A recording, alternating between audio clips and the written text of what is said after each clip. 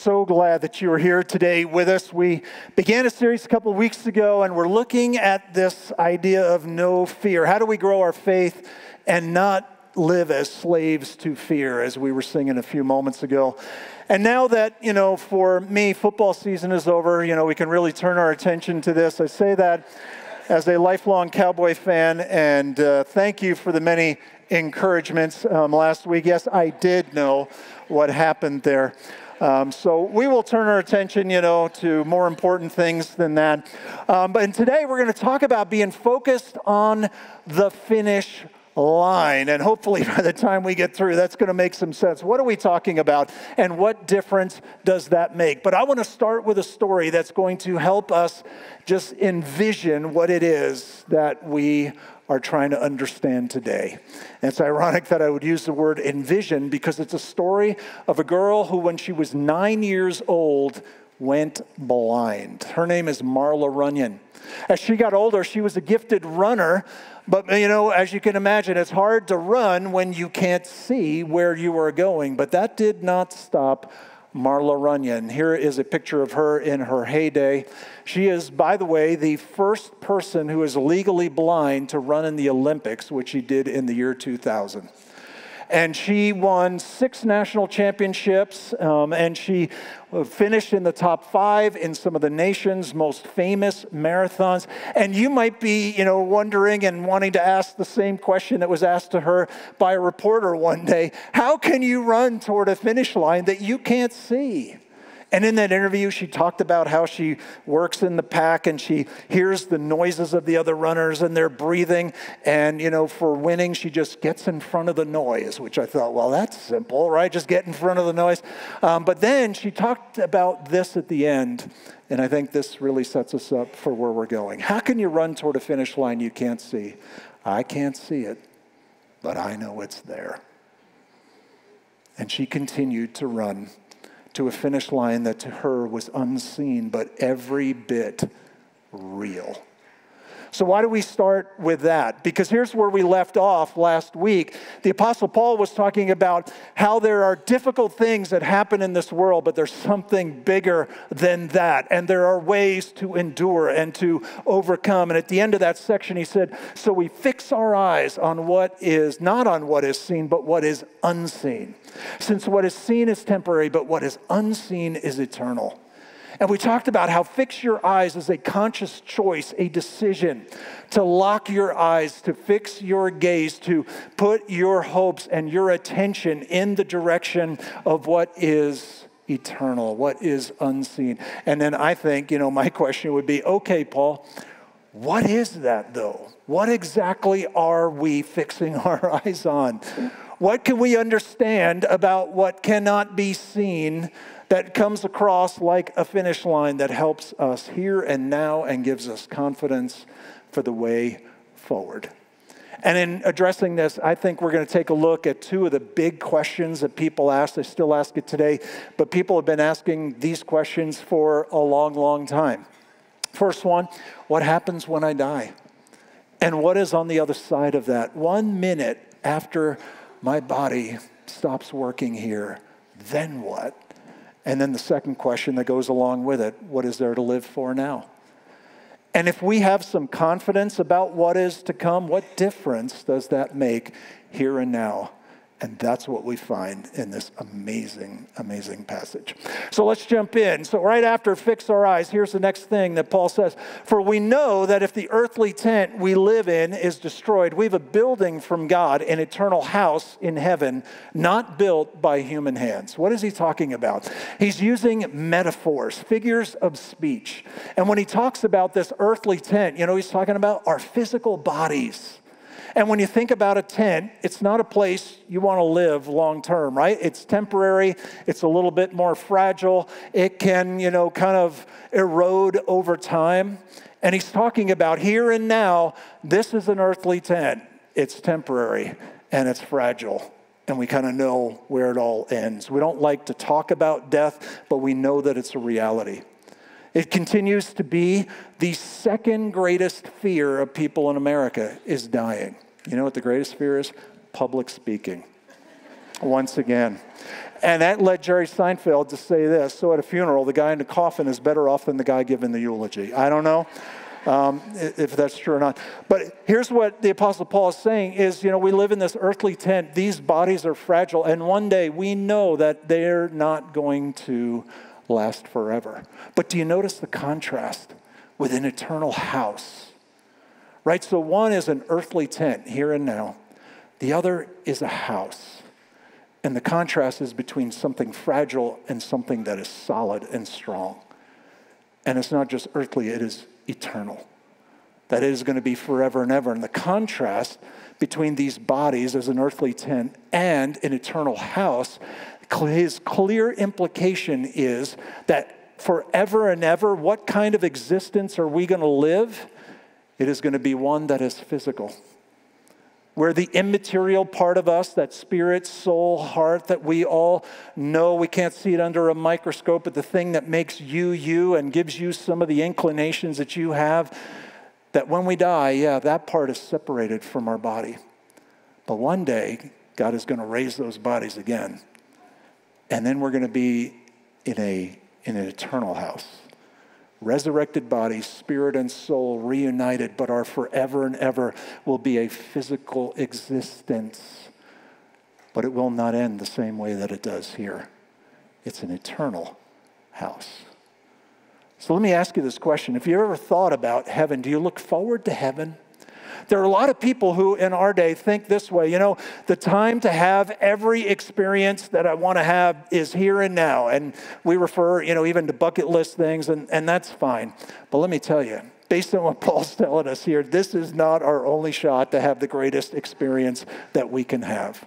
But many of the perceptions about what heaven is going to be like are kind of weird.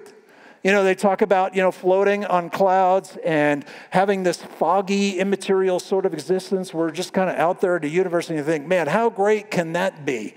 And I wonder if one of the images that we might have of heaven is, kind of like this. Angels playing the harp, turning their necks in an angle that looks like it's going to create some neck pain. I don't know. That doesn't look really comfortable. And we think, is that what forever and ever is going to be like? Is just kind of floating around, and I don't even listen to harp music. So what is that all going to be like? And Apostle Paul is telling us, no, if that's what you think, you need to rethink it. And you need to get the vision that he has for us here. Isaac Asimov was a science fiction writer, atheist, and he said these words: whatever the tortures of hell, the boredom of heaven would be worse. And if you have any inkling of that, get a glimpse of what Paul shares with us. Because the hope that we have in what is to come, the Christian hope for the future, is not to be disembodied and floating around and becoming a ghost or any version of that, but to be re-embodied. A resurrection body reunited one day with that spirit soul part of who we are. A physical existence in a real place. But what happens meanwhile? Meanwhile, we groan, longing to be clothed instead with our heavenly dwelling, because when we are clothed, we will not be found naked. He continues this metaphor idea, and there's this instinctive part hardwired into the human soul that we were made for eternity, that we do not, just die and our lives end and it's like a candle going out, but we were made to live forever, and we were made for a relationship with God, and that's what we long for. And that's when we will be fully clothed, but we are not there yet. For while we are in this tent, we groan and are burdened. Anybody groaning as the years go on? I just had a birthday with a 0 at the end. I groan a little bit when I get up from a seated position now, and that's just the way that it goes. Because we do not wish to be unclothed, but to be clothed instead with our heavenly dwellings, so that what is mortal may be, I love this next phrase, swallowed up by life. Paul says is coming one day. Life. And by the power of God and the grace of God and the love of God, death will be no more. And all that death brings, and all the separation, all the sadness, and all the hardship, one day it is going to be engulfed, swallowed up, consumed by life, and only life will rule the day. Now, Paul's used that phrase once before. We're in a letter called 2 Corinthians, and obviously that means he wrote a 1 Corinthians. And about a year before this letter, he did, and he dedicated an entire chapter to this whole idea of resurrection and life and all that Jesus accomplished on our behalf and how our hope is in him and how that gives us confidence of what is to come. Here's just a section of that from 1 Corinthians. For the perishable must clothe itself with the imperishable and the mortal with immortality. When the perishable has been clothed with the imperishable and the mortal with immortality, then the saying that is written will come true. Death has been swallowed up in victory. That's what Jesus did. And I think we all know about death. And I think we all know that that can feel like there's not a victory right now because we continue to encounter it. But one day, life will prevail. And the existence of those who are followers of Jesus in that day will be life and victory and community in a real place. There's a line from the book of Revelation that talks again about the reality of what is to come, not floating on clouds. I saw a new heaven and a new earth. Forever and ever will be lived on a renovated, restored, redeemed earth, not in the clouds, but think of all of that makes this world beautiful. And this world is broken. And sometimes people push back and they go, I can't believe in a God who would create a world like this where there are kids starving and, cancer just seems to ravage families and all of that. And I just, my short answer to that is this is not the world that God made. The world that God made was perfect. And it was made for people to walk together with God and walk together with each other. But you know what else God gave us? He gave us a choice, gave us free will. And one day, mankind decided to walk outside of God's perfection. And that broke a lot. Relationships, the world we live in. But one day, that will be restored forever and ever. Also in Revelation, I heard a loud voice from the throne saying, look, God's dwelling place is now among the people, and he will dwell with them. No more separation. They will be his people, and God himself will be their God, and he will wipe every tear from their eyes. There will be no more death or mourning or crying or pain. Does that sound good to anybody? And that day's coming. And that day does not spare us from the tears that we experience in this world. But this does tell us that one day God will wipe those tears away, and it also means that he knows about those tears. But it's not always going to be like this. For the old order of things had passed away. And he who was seated on the throne said, I am making everything new. Another way to translate that is, I am making all things new. Now, for a long, long time, in my own understanding of what is to come, I thought, wow, one day God's going to make all new things, things that we've never seen or entertained before. But that's not what this is saying.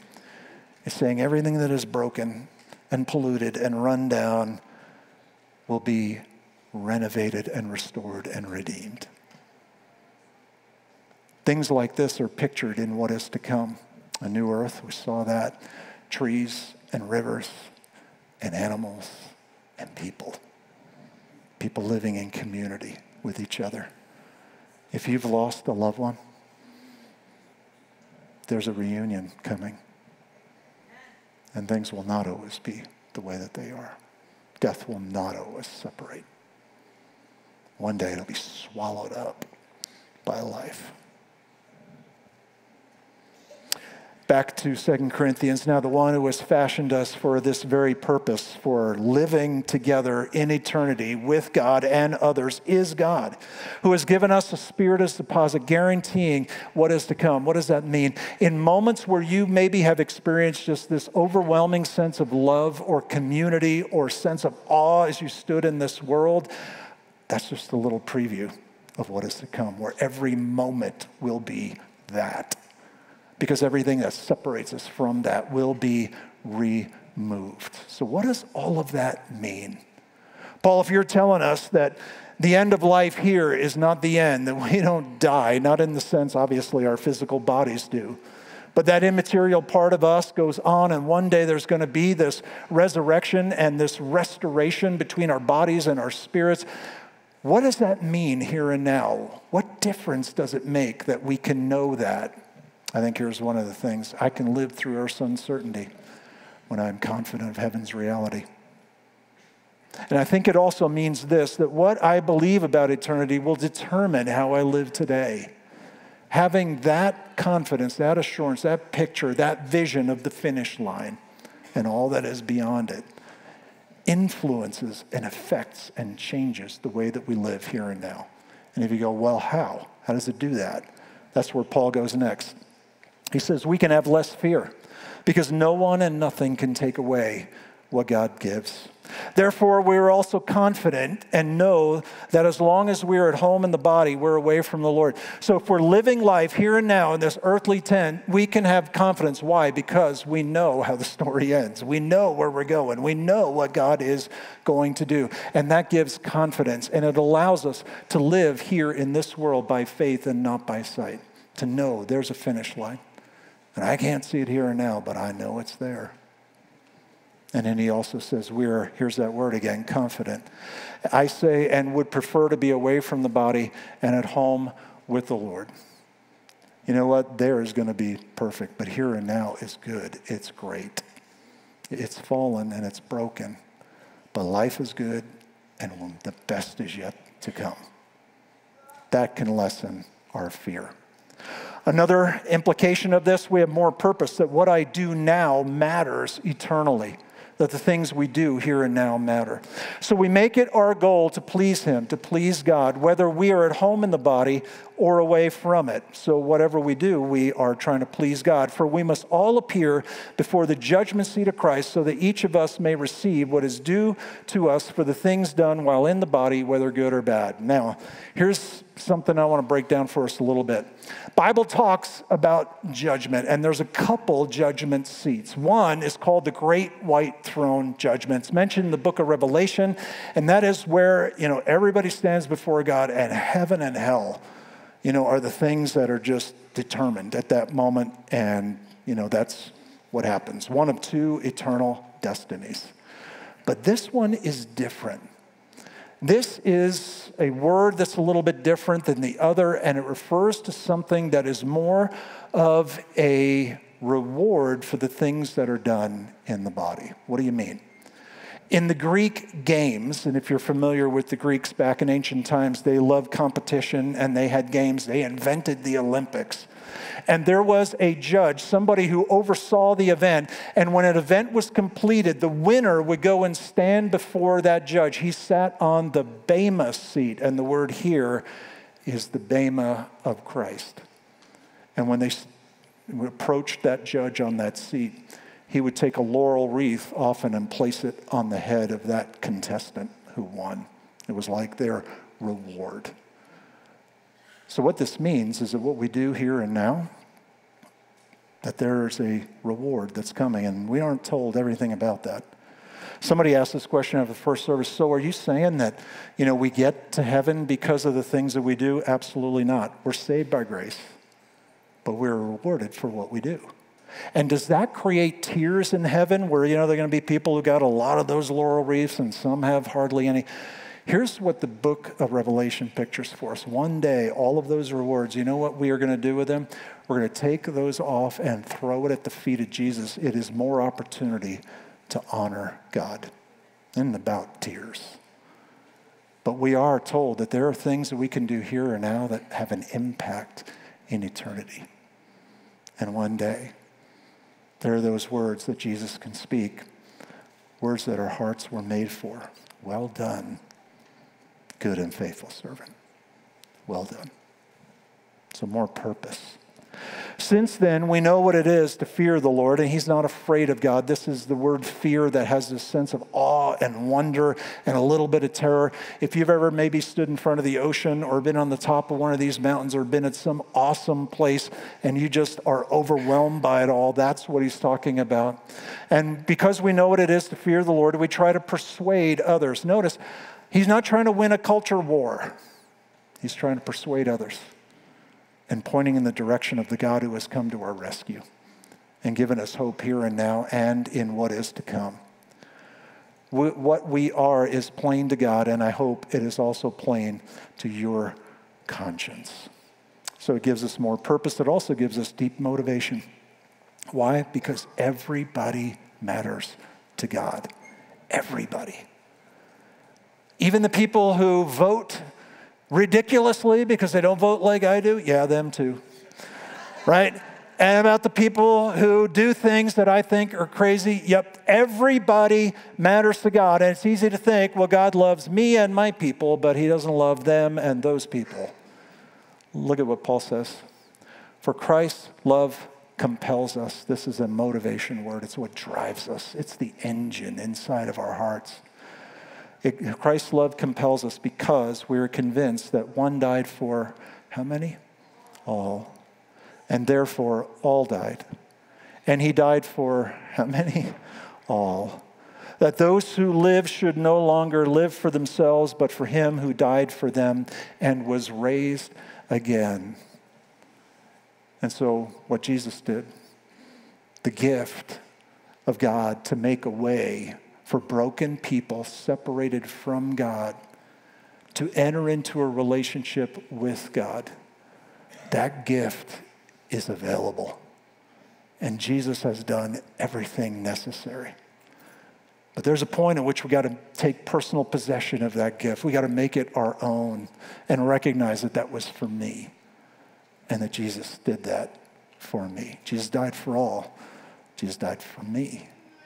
And so, from now on, we regard no one from a worldly point of view. Though we once regarded Christ in this way, we do so no longer. What does he mean we don't regard anybody by a worldly point of view? Have you noticed that people get put into categories of all different kinds?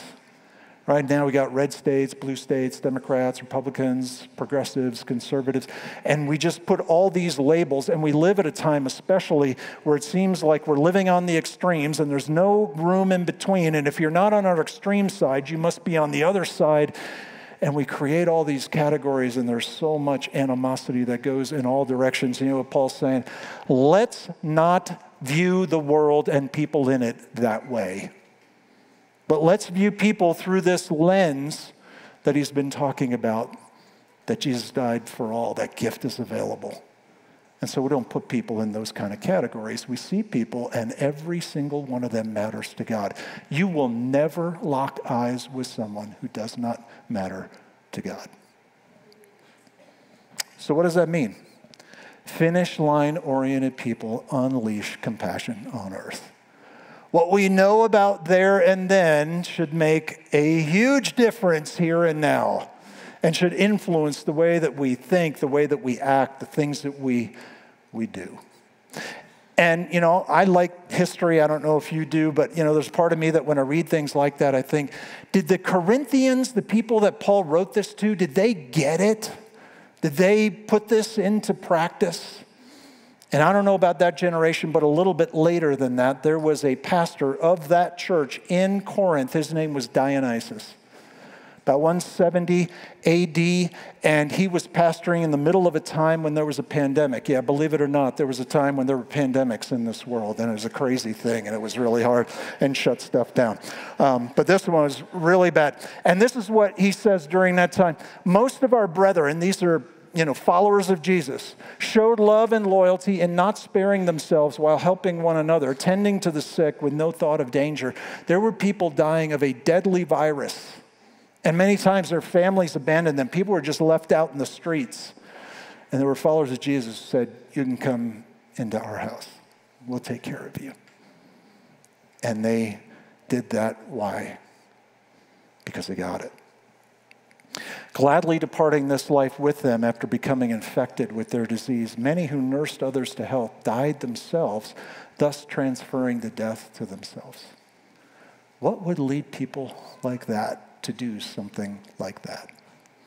Could it be that they were focused on the finish line, saying, it's not just here and now, but what we do here and now matters, and there's nobody that we lock eyes with who does not matter to God.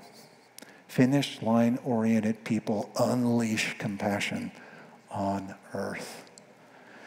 If you're new at Washington Heights, I'll just tell you this. I think it's an important thing to know. Part of our heartbeat is compassion. And so we do compassion projects. And, what does compassion mean? It is showing God's love in practical ways, in real ways. And if you were with us, from Thanksgiving to Christmas, every week we did a project outside of ourselves. Some of it was close here, some of it was halfway around the world. Why is that? Because what we know about the future should influence how we act here and now. Well, we have the next opportunity right here on the horizon.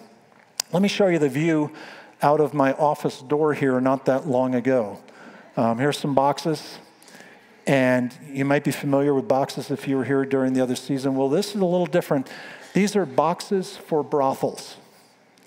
And if you just thought, what did he just say? Yeah, I know, I get it. But let me explain. Jesus died for how many? For all. And so that means everybody matters to God. So what we're going to do with these boxes is we're going to fill them.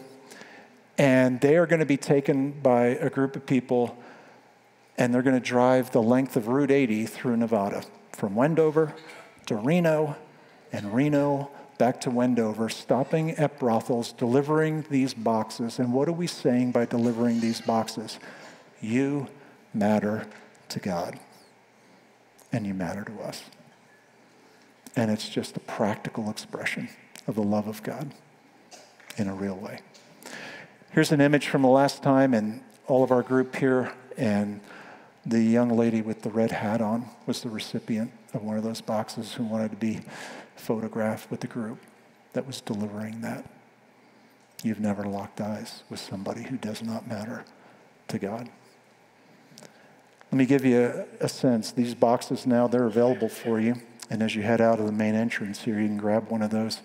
We encourage you to write a personalized note in there. It gives a list of things to include in there.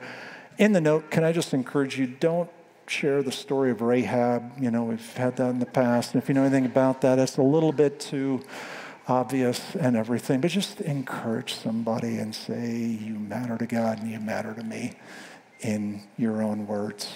If you grab one of those boxes, the return date for that is February 4th, a couple Sundays out here, so you got a couple weeks to fill that. Can I give you also a sense of, what's the next thing beyond that? Maybe you're familiar with what happened in southern Utah and Colorado City and Warren Jeffs and that community there that was a polygamous community and some of the things that transpired there. Well, he's been arrested and some of that has come apart. Well, there are a lot of people who are in a hard place. And so this is still in the planning stages, but around Easter's at the end of March this year, we want to have a group go down there and we're going to serve the people who are part of that and just meet needs in practical ways. So you can kind of wait to hear some of the details on that. Why do we do that? Finish line-oriented people unleash compassion in this world. And because God has made a way for us to belong to him and we know what's coming, that should influence and affect the way that we live here and now. Would you bow your heads together with me as I pray?